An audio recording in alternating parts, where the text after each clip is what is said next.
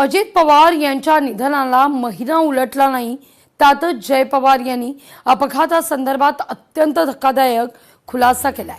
ज्या VSR कंपनीच्या विमानात अजित पवार यांचा अंत झाला त्याच VSR कंपनीचा मालक रोहित सिंग हे उड्डाणादरम्यान पायलटच्या अगदी शेजारच्या सीटवर झोपले असल्याचा एक व्हिडिओ जय पवार यांनी सोशल मीडियावर शेअर केलाय।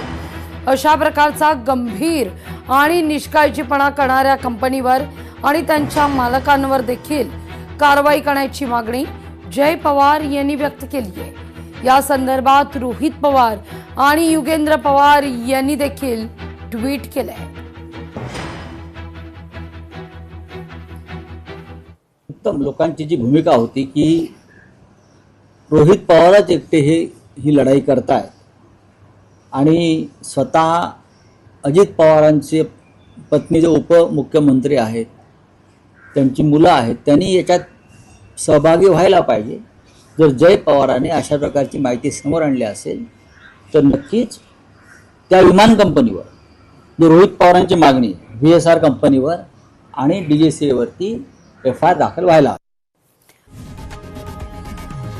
लोकशाही मराठी ऐका, पहा, जागरूक रहा।